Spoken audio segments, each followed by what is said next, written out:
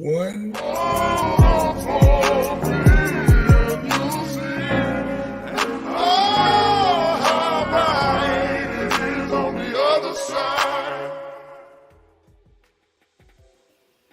All right. You feel what I'm saying? Like, geez, jump up, go crazy. Every episode is like, that's me. Yes, sirree. But good people, great people, God's people. Welcome to another episode of The Antidote, where we talk about a multitude of different things in a multitude of different ways, but we try to do it in the healthiest way possible. Y'all know me. I'm not the best with introductions. I try my best to do introductions, but I know that people are usually better at introducing themselves than I am at introducing them. But here who I have with me is a phenomenal brother. This brother is a personal development coach. This brother has a social media platform that is full of positivity. It is full of growth.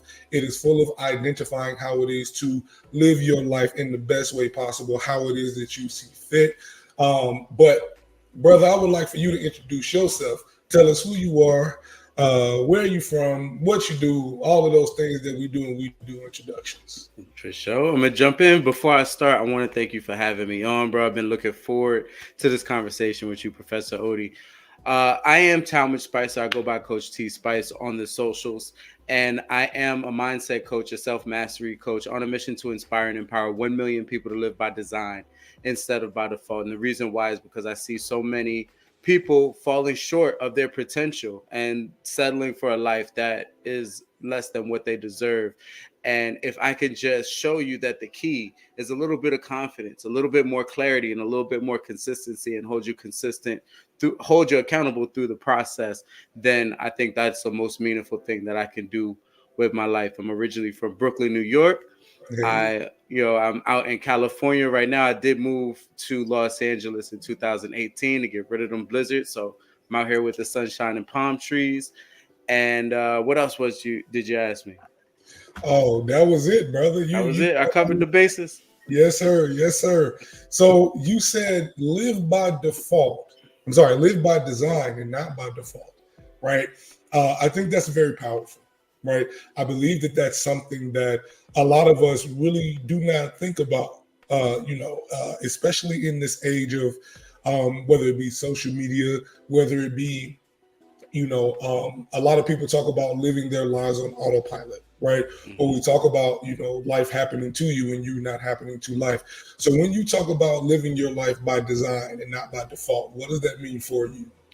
It means living with intention. It means living on your own terms. People wait their entire lives, right, to become adults so that they can do what they want and go where they want, be around the people that they want to be around, and fall victim to just what they inherit, just doing things the way that their parents did it, or even worse than their parents did it in some cases. And that puts them in a box that locks you into a 9-to-5 that you don't want to be in. It locks you into a relationship that you don't want to be in. It locks you into a community, an environment that you don't want to be in. And after a while, I think I see so many of us just give up and settle. This is what it is. This is what it's going to be. They live in the same place at 30, 40 years old or 20 years old as they do at 50, 60 years old.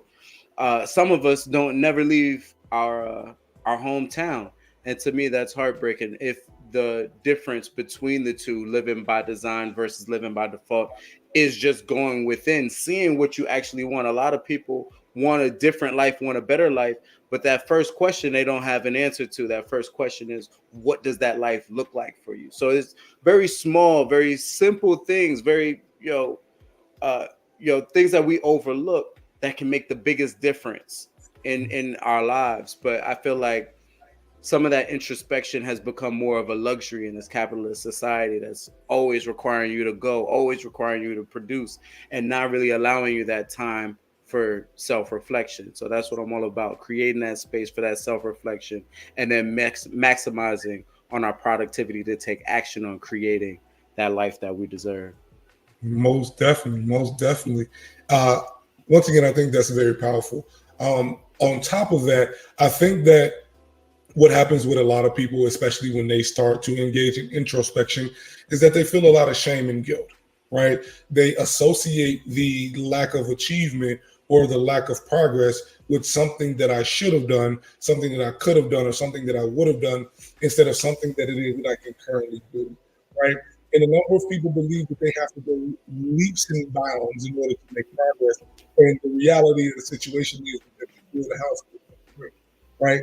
So when I talk to a lot of my clients, especially a lot of my therapy clients and a lot of my coaching clients, one of the first questions is just like you said, what does that look like to you, right? Can you describe or can you enumerate or can you elucidate on what you want your life to look like beyond this point, right? So one of the most famous exercises in therapy and coaching is the magic wand exercise, right? So if we were to wave a magic wand right now, what would your life look like if all of your problems were gone, right? Mhm. And I think that that question is very jarring for a lot of people because they don't believe in that magic, right? Or they don't believe that the process of that life can come to materialization if you have the intent and if you have the movement, right? I also believe that a lot of people believe that this life has to happen within a particular time frame, right? Mhm. And I think that that has a lot to do with, as you said, the intersection of capitalism and the idea that we have to go, go, go, go, go.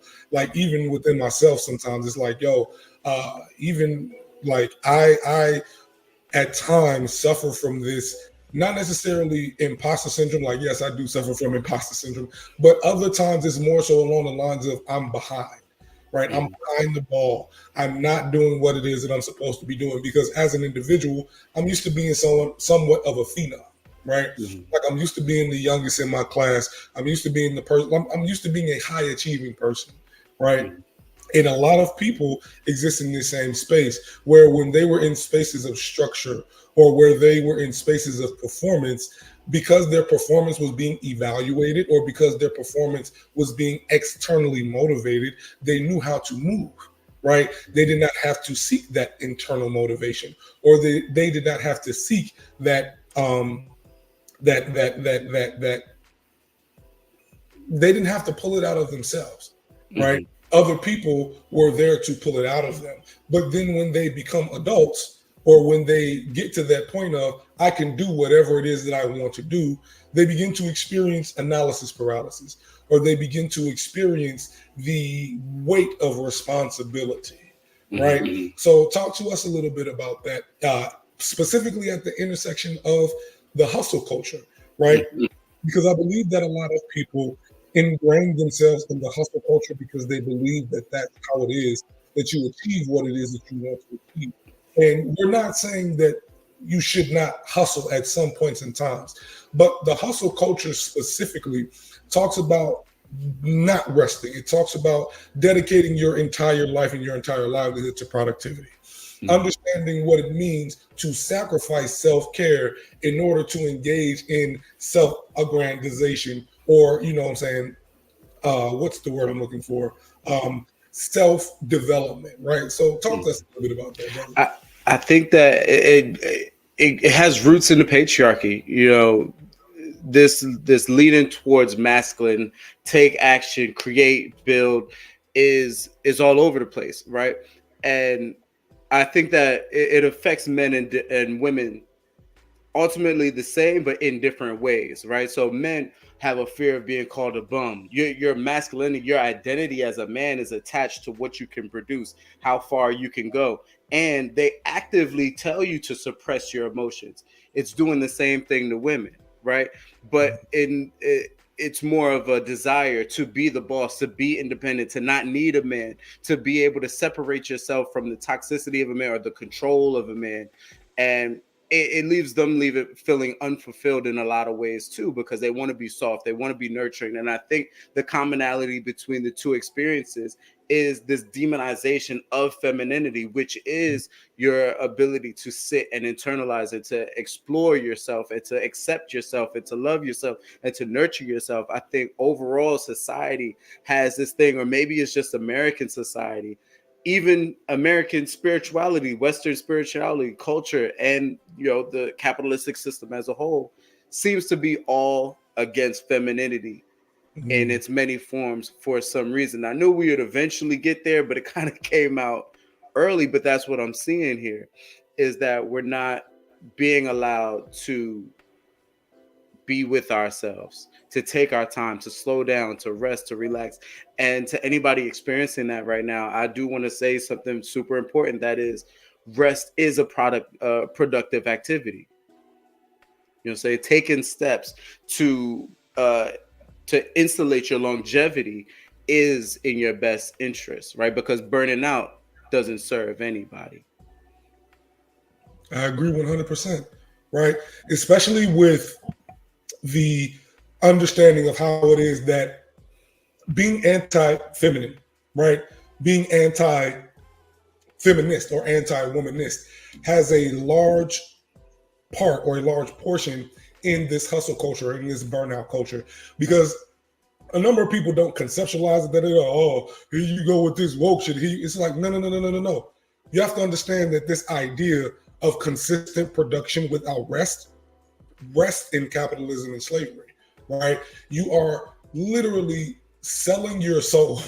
And a lot of people, we talk about it from the perspective of, we got to sell our soul in order to become successful, or we have to, become a shell of ourselves in order to achieve this particular pinnacle of success. And a number of us do not create the association between this idea of femininity only being something that you consume, rather it being something that you embody. And when I talk about femininity, we're not talking about femininity in the physical sense. We're talking about femininity in the energetic sense, right?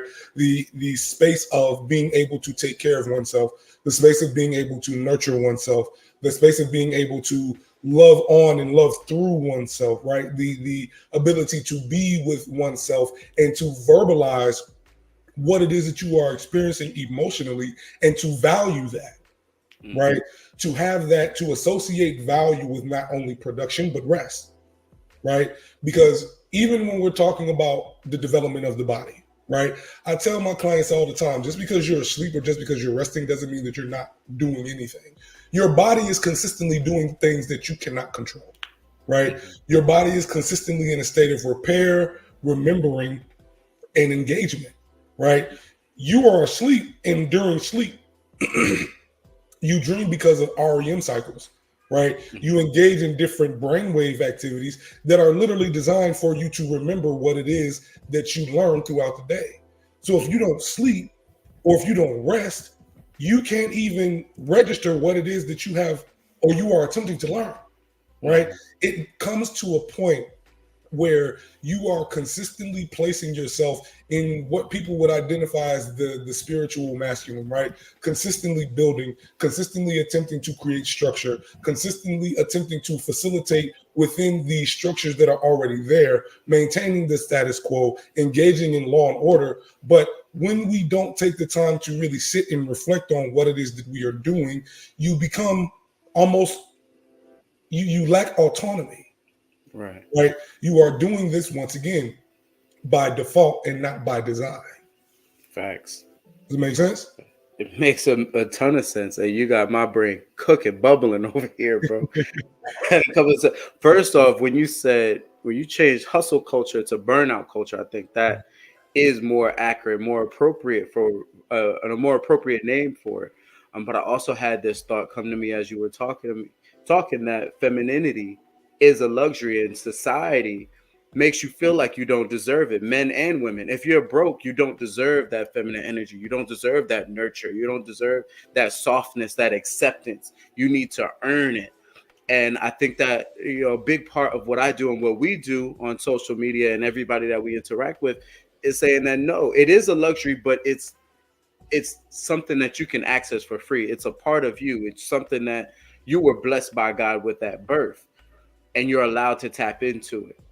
Right? You're allowed to slow down and jump into your femininity and find the creation that is in there, because productivity isn't necessarily creation without intention.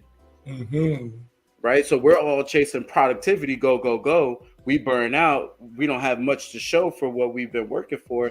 But if we add that feminine energy into that intention, that alignment, that attraction, right? That's where it all comes together. But one side, for some reason, is continuously demonized. Honestly, so we both grew up in the same era, right? We both millennials in different ways, you dig what I'm saying? And I remember there used to be a period of time where women and men appreciated the elements of the other gender in the gender that they were pursuing, right? Women would appreciate the fact that men were in touch with their feminine sides, and men would appreciate women with ambition, right? With goals, with engagement in this particular type of movement, right? Mm-hmm. And I believe that what transpired in a lot of ways is we began looking at it from the perspective of this should not be this way. That's one, but also two, we started looking at it from the nexus in the scope of, how can I say this? We allowed ourselves to believe that we can only be one dimensional, right? Existing in one dimension in order to fit into the status quo is something that a number of individuals believe is the right thing to do. Right. And once again, I always come back to this point. I believe that social media has a lot to do with that projection, right? I believe that social media has a lot to do with this idea of conflict-based orientation. And in order for you to engage in conflict-based orientation, you have to choose a side, right? You have to place yourself into a one-dimensional array in order for you to be able to engage in a conflictual way, right? You have to close your mind. You have to close the borders on what it is that you believe to be possible. You have to create a class almost of thinking that allows for you to hide behind what it is that you believe to be absolute fact, right? And in a lot of different ways, that's what hustle culture is. Right? That's what burnout culture is. There is no other way to achieve success other than to run yourself into the ground. Right? There is no other way to be a man but to run yourself into the ground. There is no other way to be a woman but to only be submissive or to only, engage with the status quo. Once again, confining yourself into this box, right? Now, I want to go back to something that you were talking about, specifically as it relates to men, right? And a number of men believing that their productivity is what creates their masculinity, right? If I remember that correctly. And once again, the episode is aptly titled The Hero's Journey, right? Because I firmly believe that a number of men do not recognize that being in touch with their feminine side does not mean that you are weak, spineless, or anything of that nature. That just means that you got piss poor ass boundaries, right? That means that you don't understand how it is to justify what it is that you are looking for, whether it be in a relationship, whether it be in a job, whether it's just poor boundaries, right? Being in touch with your feminine side means engaging in your emotional intelligence to the point where you are able to be self-reflective, right? To sit with yourself and say, hey, what am I actually feeling about what it is that I'm doing or where my life is going at this point, and to be gentle with yourself in engaging with that type of growth or with that type of transformation, right? Taking your time or slowing things down or being able to say to yourself like, yo, bro, like, speaking positively to yourself and nurturing yourself, right? So I do want to return to that idea of productivity creating masculinity, brother. Speak more to that. Yeah, for sure. So when I think that without building that foundation, without building that relationship with yourself, without building that vision or that intention around what it is you want to create, who you are to yourself and to those around you, you become super susceptible to what society is telling you to do, right? So you get this warehouse job, right? You have your boss. Productivity at that stage is do what your boss says, bring home that check, forget about your own fulfillment, forget about your purpose or your passions in life. Just make sure that you bring home that check.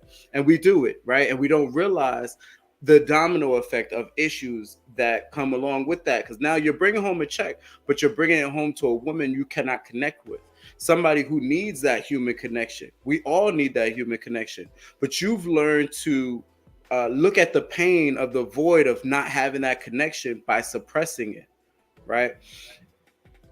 Feeling emotions has become feminine. Feeling emotions have become, something that you don't want to identify with. I don't want to put words in your mouth, but I think that, the whole no homo culture says what I'm not gonna say right now, right? So you feel other than manly by tapping into those emotions. But meanwhile, you don't know that when you sit down, when you create a master plan, when you create a step-by-step guide to get you to that next level, that is femininity, that is creation, that is intention, right? So the more we suppress that, maybe because it's always on the spectrum. It's not, I don't talk in absolutes. Some of us are intentional about suppressing our own feelings and emotions to a degree. So you can relate to that small portion, but if you allowed yourself to increase it, you'll also see an increase in happiness and fulfillment and direction and purpose, all of the things. The caveat, however, is when you increase that area of your life, you also increase your feelings, your emotions. You're more connected. Therefore, you're more at risk. You're more vulnerable. You're more open to the quote unquote negative emotions. And I put them in quotes because emotions are neither negative nor positive. They just are, right? And I think that that's the first step to building that relationship with them. I've had so many times in my life, but I think the one thing that I did masterfully well, and I'm so glad that I had the capacity to do it, was when my father passed in 2020. I knew better than to fight any emotion that came up around it. Mm-hmm. And I cannot imagine where I would be mentally, emotionally, spiritually, just physically. Like my whole life could have taken a completely different turn had I not known that it's okay to let these feelings come up, to create some space for me to, drop a couple tears, to scream, to shout, to express, to get it out. I think that keeping it inside is what keeps you sick. And we have people, I went to this conference a couple of years ago, blew my mind. The speaker on stage asked, hey, how many people are mad and upset? Just like baseline, I'm just pissed off. And I'm like, ain't no way nobody's just walking around through their life just angry or just, emotionally out of whack. I looked around the room and I saw so many people raise their hand. They went on to say, how many people have been mad for 5 years? Hands still up. 10 years, 15 years, 20 years, 30, 40 years you've been mad. Blows my mind. I can't allow myself to hold on to a negative emotion like that. And I can only imagine what that's like. And that is what I imagine it's like to be suppressing your feelings, to never confront them, to never make amends with the things that are going. You're no longer in these situations, but you still carry those feelings and they affect not only you, but the people closest to you. This is what keeps you living by default, because you have guilt, shame, regret, fear is all tied up in the emotions that you do not want to address because they're too feminine. And it's a shame. It's a shame that we do that to ourselves and do that to our young boys. We cooking with fire, brother. We cooking with fire and we cooking with grease, right? Because once again, I agree with a lot of what it is that you're saying. And I wanna pinpoint the part of the conversation where we're talking about vulnerability, right? And when we're talking about what it means to access that vulnerability while at the same time continuing to engage in what we would perceive to be masculinity, right? Because a number of men, I believe that they do not believe that both of those things can exist at the same time. So if we are talking about divine femininity and divine masculinity, right? We are talking about divine femininity as being nurturing, as being soft, as being the space where creation and birth happens, the space where, you know, gentleness happens, the space where nurturing and all of these things come to be. And we are talking about the divine masculine as the integrity, as the self-reflection, as the accountability, as the follow-through, as the protection, right? If you are vulnerable and you recognize what that vulnerability looks like, you understand what your pain is, you recognize where your pain exists, you cannot build a vault around something that has no value. Mm-hmm. You are not inclined to build a vault around something that has no value. Mm-hmm. You are not inclined to protect something that has no value. Right. So I was watching a clip and I can't remember who the woman was, but she was talking to the bull from Fresh and Fit. And she said that there's no way that you all and the people in your camp value women because you don't protect them. Mm. You don't. There's no way that you value femininity because you don't protect it. You don't. You do not stand in front of it and guide it in such a way where it is being protected. You antagonize it, you villainize it, and you criticize it. There's no way. There's no way that you value it, right? And his rebuttal was, well, we don't value the femininity that exists now. And she asked, why don't you? Right? Because women are behaving this way, this way, this way, and this way. They're behaving too masculinely, right? Whenever men utilize that point of action, I then say to them, is it difficult for you to look into the mirror? Is it difficult for you to self-reflect? Is it difficult for you to hold yourself accountable? Oh, what do that got to do with men? Because this is the same thing, the same things that we do when we are running away from ourselves. It's the same thing that we do. We become hypersexual. We become reckless. We engage in substance abuse. All of these things are clinical. They are clinically identified symptoms of anxiety and depression in men. Clinically identified, right? You become hypersexual. You engage in more recklessness. You engage in more, once again, substance abuse. The reason being is because these are the things that are status quo that prove your masculinity, but inside, because you feel this emptiness and because you feel this void, because you feel this vulnerability, you are attempting to prove to yourself that you are a man instead of sitting with those emotions and approaching yourself gently. Yo, brother, what's wrong? Yo, brother, you good? Yo, brother, how are you feeling? And then admitting to yourself, I feel like shit. Being vulnerable with yourself and then not expecting, and this is where a number of men get led astray, right? They believe that it's a woman's responsibility to fix these things simply because women, once again, are the place where nurturing, peace, X, Y. No. It's not women. It is the energy of the feminine, right? It is the healing energy. It is the energy in the spaces within which these things manifest, right? You are able to place this gentle, or you are able to approach yourself with this gentleness or become in touch with this energy for yourself. But it requires you to be vulnerable, right? It requires you to open yourself in such a way that a number of men from a very young age have been taught not to do, right? And this is the reason why for a number of men, vulnerability in learning how to engage with self in that way and then develop the self from that space of emotional intelligence is a hero's journey. Why? Because it is very hard to do.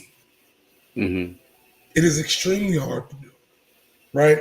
So I'm leading the conversation, or I'm shifting the conversation into the benefits of vulnerability for men, right? Because I firmly believe that a number of men, especially the young men in like the red pill, the black pill, and the manosphere, they believe that continuing to behave in the way that they behave or continuing to engage in what is quite literally hypermasculinity will continue, or they do this in the hopes of attracting women. They don't want to say it, right? They sit very firmly in the disdain and the anger and the lamenting of the women who do not pay attention to them. But they believe that engaging in these hypermasculine behaviors will attract more women to them. And that's not necessarily the case. Mm-mm. right? What is attracting these women to you is your ability to identify something within yourself, resolve within yourself, and then construct a plan of action around what it is that you are experiencing, right? To Right. go on this journey within yourself and to go on this journey for yourself and then come out of the other side a better man, right? So talk to us a little bit about that, brother, because you have a family, right? Right. You got children. So how has being able to access that emotional intelligence and that vulnerability benefit not only just you, but the people around you? Well, we got to talk about where it stems from, because I look out and I look at Fresh and Fit and all these podcast guys, and I do have to remind myself. I will say I do have to remind myself that a lot of these guys don't represent majority of guys. Majority of us, we have our head on straight, and we might have our struggles here and there or whatever, but they're really a extreme example of just being insecure and overcompensating. But when I see that overcompensation, I've held back my resistance, my hesitation to it, to see the hurt and the pain behind it. I see somebody who was rejected by a woman he really cared about at a young age and vowed that he would never get played ever again. Right. So he closed up. He built up a wall. I get it. I understand it. I just want to say to that man that he's grown now, but I want to say to that younger version of him that you didn't take the ideal option in that route, in that realm, right? You were supposed to become stronger, more vulnerable, not less vulnerable, right? But I do understand the reason why, the reasoning behind you taking that path is because you're afraid of being hurt. Now, if you take that fear, right, you ball it up and you put it in your back pocket. I'm not saying to not address it, not to say that it's not there, but to accept it, to take it with you, right? And to know that the person that you're dealing with,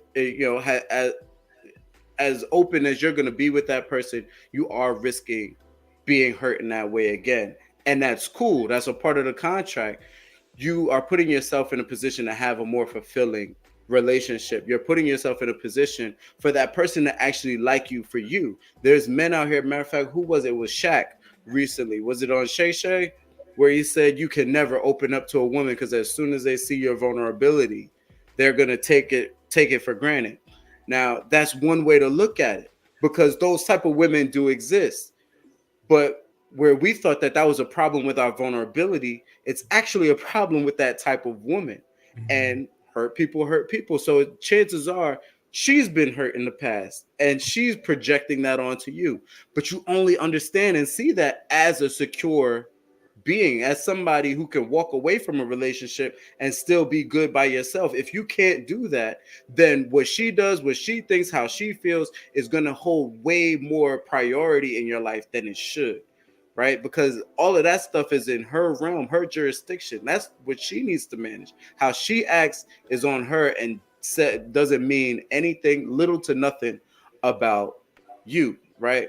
What you feel means something about you. And if you're feeling like you need to do XYZ, blah, blah, blah, go to the moon and back just to be a masculine man, hey, there's something wrong. If you need to have a whole podcast, saying, about what you need to do to become a masculine man, then I think that you're off target because you were born a man and you naturally have masculine and feminine energy. And the goal isn't to become it, is to allow your natural state to shine through. That only comes through vulnerability though. And that seems to be enemy number one on these red pill podcasts. It's more of a logical rule book, a check, a list, a to-do list of what makes you a man versus just, hey, I'm here, I'm masculine, I'm doing my thing, I'm proud of me, I love me, you should too. If you don't, cool. And we just go about it like that. But I think that the point that I really want to touch on is the roots of it. Because if we can touch on the root, which is pain, fear, guilt, regret, shame, all of those things, then we can kind of shine a light on what brought them to this place and what we can do to bring them out of that place to a place where they feel more fulfilled, more valued, more heard, more seen, and with less strenuous work. You don't have to push a boulder up a hill in order to have the type of acceptance that you so desperately seek. Anybody listening right now, I love you. I love you as you are. Now let that be the starting point, and let's go from there. Most definitely, most definitely. And I believe that because a number of men, like I said, although they won't say it, they are looking for somebody to be vulnerable and to be gentle with, right? And one of the questions that I get asked a lot is, well, how do I then identify a woman who I can have this safety with, right? How do I identify a partner who I can engage in this safety with? Because I feel like another part of the hero's journey in the way that it is that we have seen it is at the end of it, or at the light at this end of the tunnel, there is some type of, some people call it a prize. I don't like seeing it that way, but it is it the intent is to love and be loved, right? The intent is to find community. The intent is to be in a space where I can be my full-blooded, honest self, right? And I want to go back to the question that I asked earlier, which is how did that benefit you in your relationship, in your marriage, right? So showing up as this type of man, how did that allow you to find the partner that you did? And then how did you continue to communicate your masculinity to this person? Right. Good questions. Um, the biggest benefit that comes right away to mind is there's no back and forth in my head. There's no doubt. I'm not thinking one thing and coming back and like, well, maybe it's this, maybe she's doing that, maybe she's thinking this. I'm telling you straight up, if it's something I'm thinking, if it's something that I'm feeling, I'm gonna tell you straight like that. You don't have to guess, you don't have to read the lines. And by setting that as the standard in my relationship, I feel like I can expect that in return, right? um and so that has created a space of security. And here, this one thing that I never knew that I needed, that I feel like I can't be the only one, right? I've gone through so many different relationships. I felt like I needed to be the man and I needed to do this and do that. And the reason why I married my wife uh, was something that I didn't even know that I was looking for. It was just one time she looked me in my eyes and she gave me a hug, and I just melted, and I didn't know why. Tears started coming down. I felt my shoulders drop. I felt myself exhale. I felt a weight lifted off of my, not even my shoulders, but my heart. It was lifted off of my spirit. And I've come to identify that feeling as just feeling safe, feeling like I didn't have to try, feeling like I didn't have to be this or be that, be something other than what I was. And it leads me to believe that most men may not even admit that they just want to feel safe. They just want and usually that's a woman thing, right? I want to feel protected. I want to feel this. I want to feel that. But men are they're complaining and they're fighting against relationships and women in general because they don't feel safe in those relationships, being vulnerable. They feel like they need to be something. And okay, sometimes women are the ones that project that feel like they need to build their man up or he's not worthy. But a lot of the times we're also doing that internally to ourselves, which causes a lot of problems, right? But I think that realizing that you just want to feel safe, first off, you get to create your own security, but then it also acts like a GPS. Hey, who can I open up to? Who do I trust? That's all. That's ultimately what it comes down to. And when we say trust, I know our brain immediately go to, is this person going to cheat on me? Are they lying me? They playing me? They trying to rob me or something like that? But no, I'm talking about who can I trust with my truth, my thoughts, my feelings, the way I want to move. When I started talking to, when I first started talking to my wife now, before we got married, my truth was, hey, maybe I'm polyamorous. I don't know. because I was just in a 5-year relationship. You know what I'm saying? I was just in a 5-year relationship, and there was things that I really loved about her. There's, on paper, she's successful, she's this, she's that, she's determined, she's ambitious. Emotionally, so there was a little bit of a void there. I found myself seeking other people without, really wanting to 100% disconnect from her. I started looking at polyamory. I'm like, maybe that's the thing. So when I met my wife, I told her about something that I had come up with. I called it inspired monogamy. Right. I call mine So conscious monogamy. Conscious monogamy. So it's this idea that starts off with, okay, love is unconditional, right? My love is unconditional. My relationship, however, is super conditional. I think most people get that backwards. They have unconditional relationships with conditional love, right? I think that's super backwards. So I flipped that and I said, look, our number one goal, our baseline is communication. So I'm going to agree to that. It's just me and you because I'm not really talking to anybody else right now. But if that changes, I'll tell you, right? So we're monogamous on the condition that we're both inspired to be so. Right. And it was a crazy idea. I had never heard of it before. So who's to say that she would go along with it?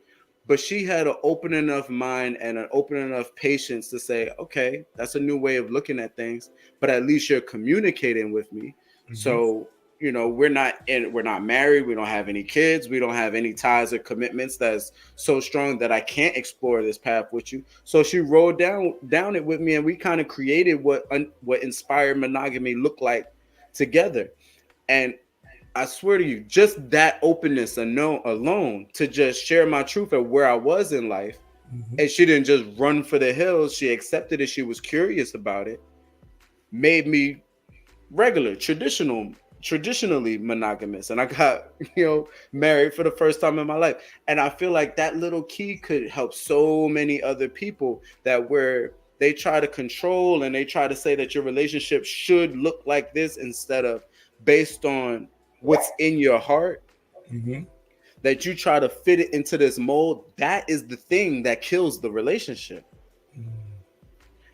And it goes on to, maybe we shouldn't have this idea that you need to be monogamous before you get married. Like single, you could be dating multiple people. What's really wrong with that? I think that it would take a lot of pressure off guys to need to lie. I think that cheating is ultimately just lying.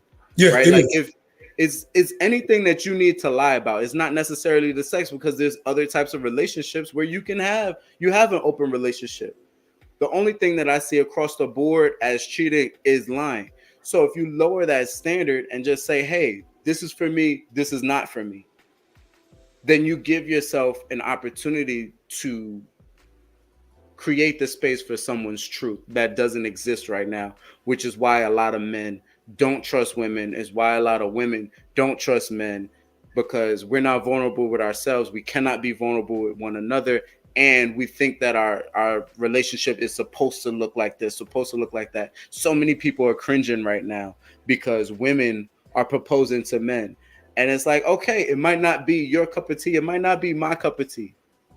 But everybody's love don't need to look the same. So we need to really address that part of us that is cringing and ask why we can't find unconditional love for everybody else, because I guarantee you is rooted in a lack of unconditional love for ourselves. That's where it all stems back to. Most definitely. And it's very interesting because my relationship is very similar, right? When I met my current partner, I was engaging in ethical non-monogamy, right?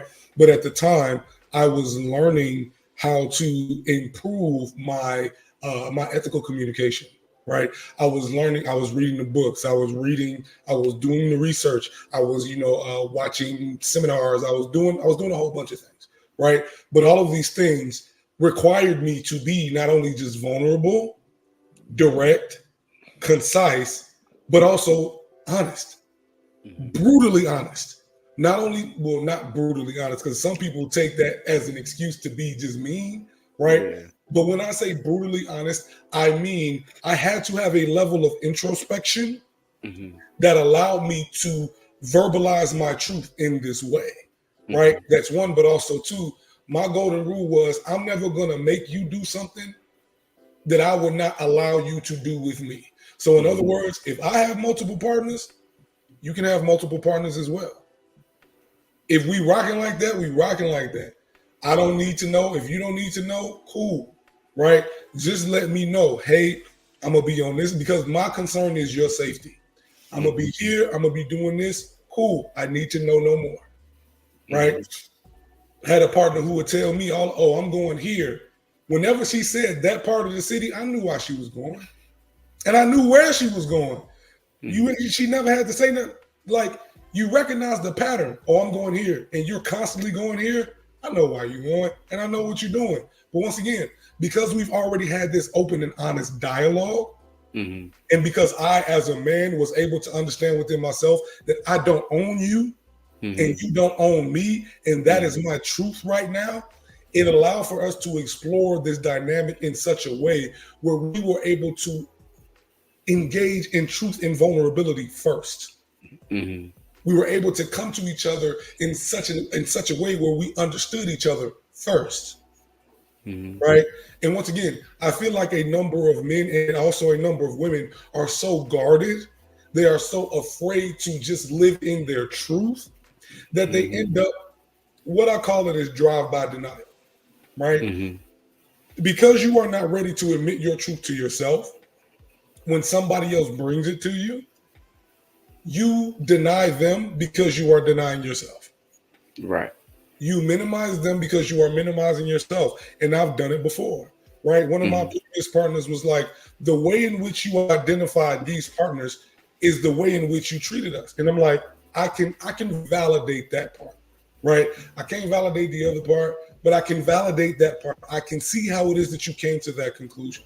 I recognize that, right? Because I was not able to identify how it is, because in ethically non-monogamous or polyamorous relationships, you have a described hierarchy and you have a prescribed hierarchy. A described hierarchy is something that somebody else can observe, and a prescribed hierarchy is something that you say to the other person. So it's like, this is my main person, this is how it is that we rocking, and you are coming in this way. Whereas a described hierarchy is, oh, this is what it is that it's perceived like. Does that make sense? Yeah. Right. Because I perceive myself as somebody who did not operate in hierarchies, but I operated based upon exchanges, I was not able to accept what this person was saying because I felt as if though, once again, she was trying to shift my truth. And we got into a lot of conflicts around that. And it was not until recently when I was able to say, you know what?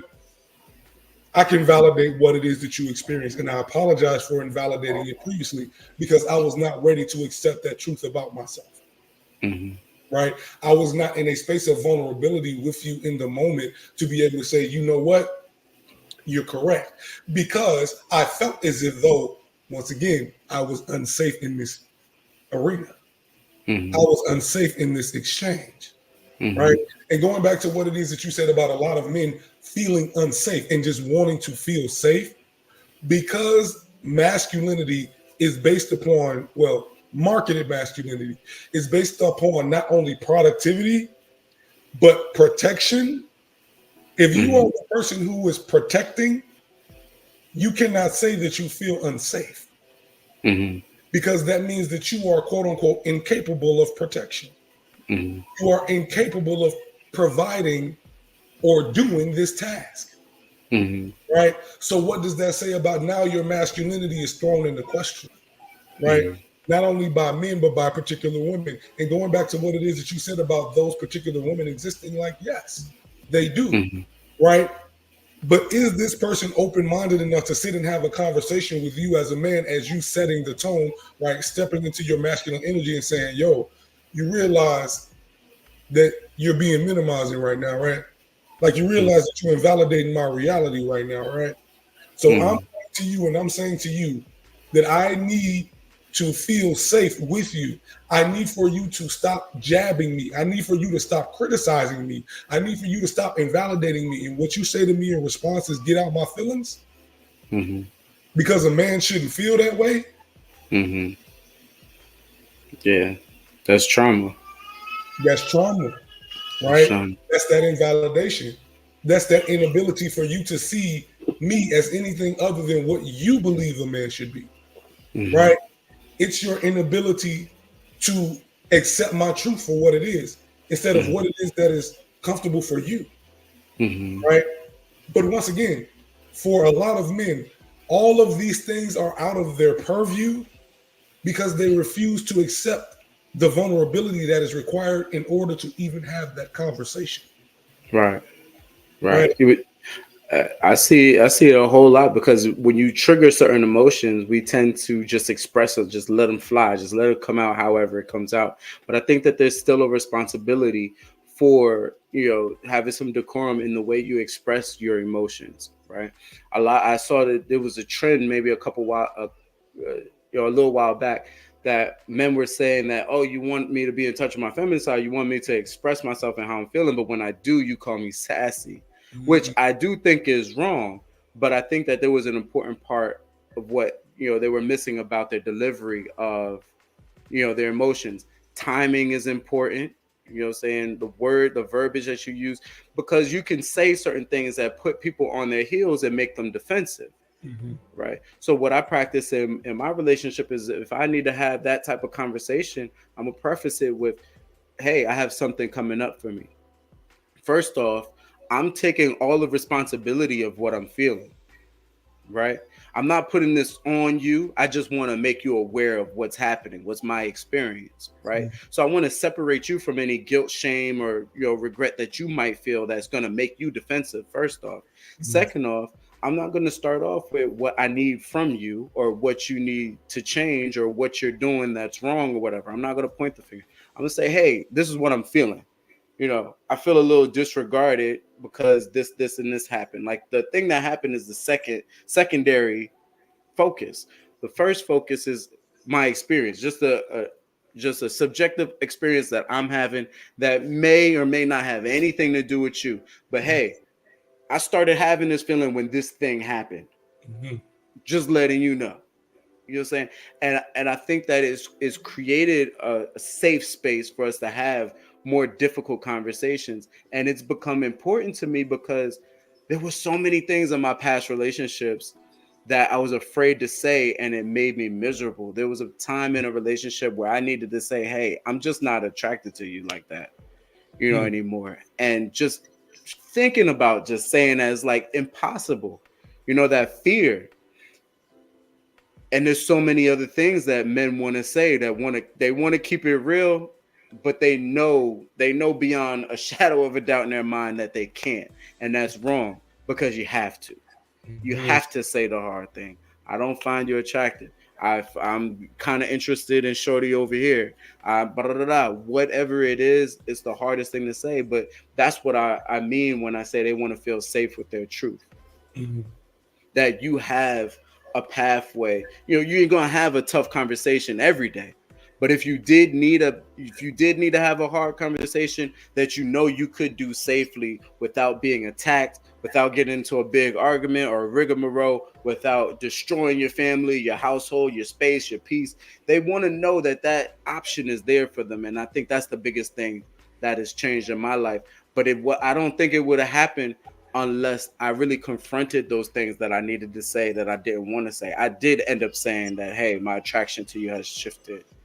You know what I'm saying? I did have to confront those things. And then when I got into my new relationship, I did have to say, hey, I like you, I rock with you, but that don't mean I'm gonna stop talking to other people necessarily. I will, however, tell you if that's the case. You know what I'm saying? So I'm committing to communication. I'm not committing to monogamy, Mhm. which was very hard for me to say because in my mind, who wants that type of relationship? Who wants to feel like they just being put on the back burner from day one? Mhm. You know what I'm saying?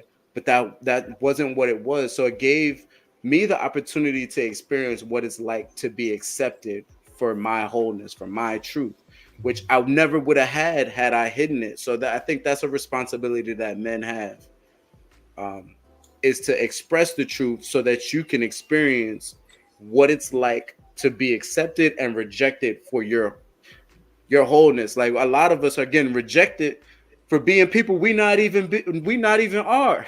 You feel me? You rejected a version of me that's not even the true me. Mm-hmm. So of course I'm gonna double down and be like, okay, I need to be more of somebody else. Like, no, be yourself. That way you can knock one thing off the table. Now, if you're accepted or you're rejected, at least you're you. You know what I'm saying? And I think that's how you're gonna find that person that really fits with you, because you fit with you first. So they're gonna weed themselves out. And then I feel like I'm going off the rails, but this I'm gonna say this one last thing. Uh you get to learn what you want by experiencing what you don't want. Mm-hmm. And that's what we're afraid of. We're afraid of the pain. We're afraid of taking the lumps. We're afraid of bruising our knees, scraping our knees. But every failure, every challenge that we face in relationships, whether it be with ourselves, whether it be business partnerships, this whole experience, those are your teachers, right? And so many of us are running from the teacher because it's uncomfortable. Mm-hmm. Date the girl, open up to the girl, be vulnerable with every girl that you think is worthy of being vulnerable. And that's how you learn who to be vulnerable with and who not to be vulnerable with, who Yep. to separate yourself from. I've been ghosted before. Once in my life, I'm like, what the fuck is that? What the fuck? I thought we was having a good time. We was having a good time. She was fine as hell too. Roll up the blunts, all that. Come over, we go up. Everything was cool. One day she's just like, gone. Like, I can't do this no more. It put me in a position where I was really like checking myself, like, what did I do? What's wrong with me? Something must be wrong with her. Like, I went through all of these different phases, but at the end of the tunnel was a deeper, more meaningful relationship with myself. Like, you know what I'm saying? Mm-hmm. If I had the opportunity, if I was in that, if I was single, I would know what to look for. I would be a better person. I would be a better dater because of that, not having avoided it. And I think so many of these red pill guys, they just built up a wall and avoided all of the challenges of growth and becoming the high value man that they purport to be. Mm-hmm. You know what I'm saying? Because they're afraid to take the lumps. So I definitely agree with that. I definitely agree. And I believe that in conclusion, the hero's journey is an internal journey, right? But it has external elements. The internal journey is being able to have the conversation with yourself, being able to show the world who it is that you really are without apology, without editing, without trying to make yourself into a man that you are not, but also accepting the parts of yourself that you want to improve in order to be the man that you want to be, right? And the people who you meet on your hero's journey, being able to communicate where you are in your journey with them, saying, hey, this is where I am, this is what I'm struggling with, this is what I'm good at, X, Y, Z, A, B, and C, woo up the bam. Are you going to walk with me or not? Because I'm going to continue walking. I'm going to continue walking and processing through that feeling of hurt or that feeling of loneliness or those feelings of, damn, maybe I'm not good enough, or damn, maybe all of these things are a part of the hero's journey, because all of these things sharpen that emotional intelligence. All of these things teach you how to build better boundaries. All of these things teach you how to communicate more effectively. All of these things teach you who to engage with and who not to engage with. All of these things teach you the discretion and the discernment of who to trust and who not to trust. All of these things, this entire journey, sometimes it's lonely. Other times you have companions. But at the end of it, you grow to be a more powerful, a more in tune, a more in depth, a more whole, and a more growth oriented man, right? But Brother Talmadge, tell the people where it is they can find you, what you do, and how it is they can continue to keep up with you, man. yes, indeed. Let's stay connected. I'm at my coach T Spice on all the socials: TikTok, Instagram, Facebook, LinkedIn, MySpace, the whole nine. My website is talmadgespicer.coach/start here. I actually have a quiz going right now. All right, because here's the thing: anything that you want is on the other side of fear, right? And fear is typically associated with some type of limiting belief, right? So the first step to overcoming that fear, to getting in motion, to stop procrastinating, to have a clear, consistent, and confident path is identifying that limiting belief. So there's a free 60-second quiz at talmadge.coach/start here. And I'm happy to be collaborating with you, Professor Odie, on the hero's journey. So let's make sure that we are tapped in and connected with that opportunity as well. Most definitely. And you said Talmadge. Tell us the website again. talmadgespicer.coach/start here.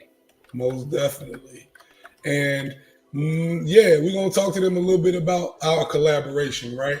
So our collaboration is called The Hero's Journey, right? And this is the reason why we named the episode The Hero's Journey.